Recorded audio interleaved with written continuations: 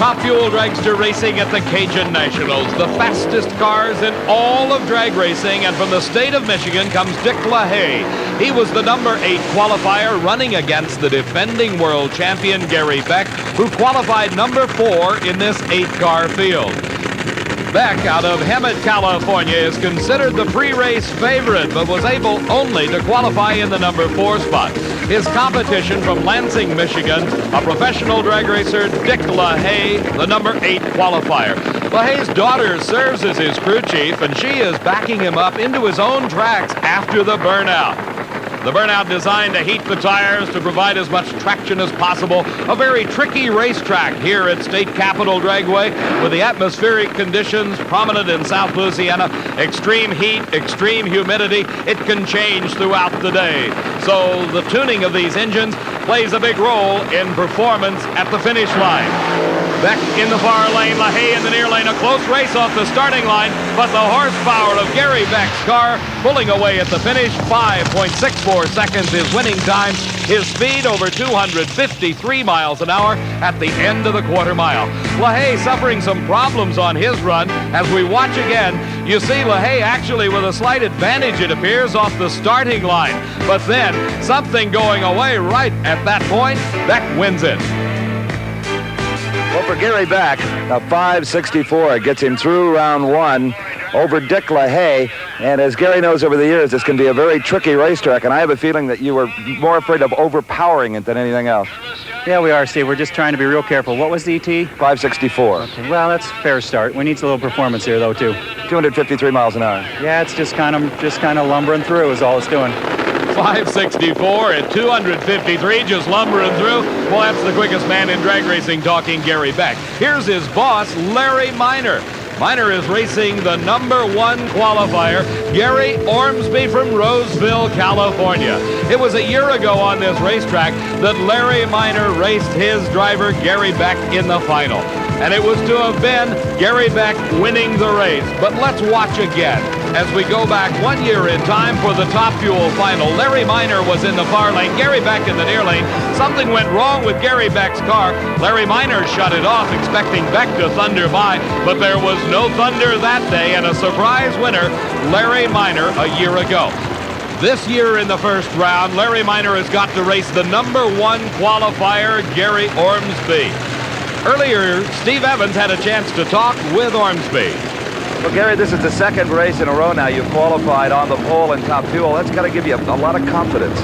Yeah, we struggled a little bit, Steve, earlier in qualifying, but we got it all together on that final and did what we wanted to do. Well, you know your opponent here in the first round won't worry about breaking a motor to beat you. No, Larry's very tough, and it should be a real good race, really. You wonder if the problems they've had in that camp with the funny car and all might distract them a bit? Well, I'm sure it didn't help, but they're a pretty professional group, and I think they can probably get it all together. We're looking for a pretty tough race first round. Ormsby referring to the fact that Larry Minor owns not only the 2 Top Fuel dragsters, but also the funny car driven by Ed McCulloch, involved in that horrendous crash with John Collins that we saw just a few moments ago. The burnout's completed. The starting procedure's underway as they inch into the light beams at the starting line. Ormsby smoking the tires and Larry Minor pulling ahead at mid-track. And at the finish line, it is Larry Minor winning over the number 1 qualifier, a 5.69 second elapsed time. His speed of slowing 220 miles an hour. He knew he had that race won.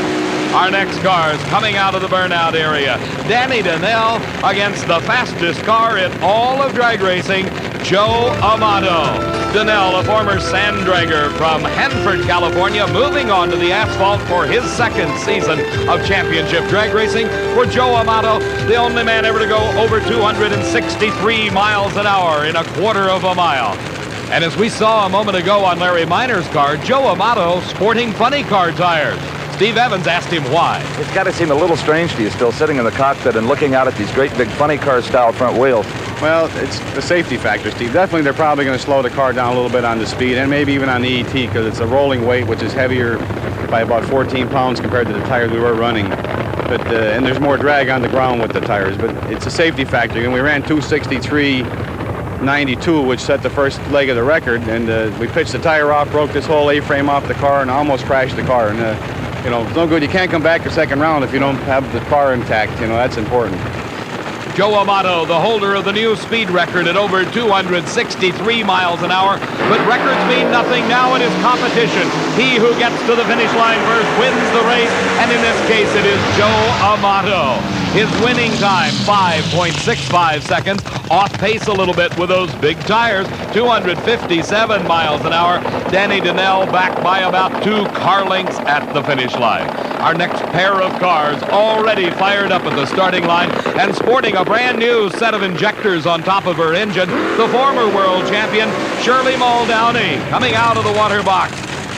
Her competition, getting his engine started and everything ready to go, is Connie Kalitta, debuting a new car here at the Cajun Nationals. He's already been well over 250 miles an hour in qualifying, coming out of the water box with the tires just blazing. Connie Kalitta from Ypsilanti, Michigan, a 2-decade-long career in the sport of championship drag racing. Shirley Muldowney, multi-winner of the World Championship title, the first person ever to win a Top Fuel title more than one time. Kalitta in the far lane, Muldowney in the near lane, and the crew working on Kalitta's car. There's something wrong. They cannot get it to go forward. The transmission is stuck in reverse. These planetary gearboxes utilize a small reverser device that allows them to back up. As Shirley Muldowney pulls forward, Connie Kalitta keeps going backwards. That's not the point of this game. It's to go forward into the finish line. The crew frantically working, trying to get the transmission into first gear, but thus far they have been unsuccessful. The starting line crew signaling to Shirley Muldowney to go forward, and now Connie has got it, but it is too late as the green light had come on for Shirley Muldowney. A possible overheating problem, and her engine explodes. You see the parts coming off the car. There's oil coming out from the blown engine as she slows the car to a halt, and now flames start licking out from underneath the back of the car. The hot headers catching the oil from the engine on fire as Kalitta comes out of the car. He's obviously upset, but the concentration with these drivers so intense, when it ends in disappointment, somebody's bound to be just a bit upset. For Shirley, the body panel blown off on the right-hand side of the car when the engine exploded. It took that piece of aluminum and peeled it back. As we look again, you see the flames licking out from under the car. That's the oil from the engine burning. Shirley not in any particular danger as she has the car well under control and is able to pull it off the racetrack and bring it to a safe stop. An expensive way to win.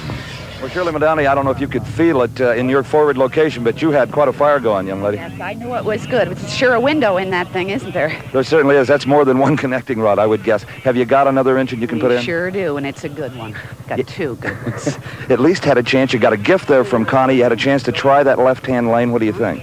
I think it was fine. I thought the car launched good. It was a little soggy in the mid-range, and we're trying to correct that, but what can I say? Had a little bit of luck. Okay, so Shirley... A little bit of bad luck, too. So Shirley Muldowney and crew, you can bet the engine hoist is already out in that camp. Shirley Muldowney heads back to the pits to get ready to face Larry Minor in the semifinals as Gary Beck will be racing Joe Amato. We'll be back to the Cajun Nationals with funny car racing in just a moment.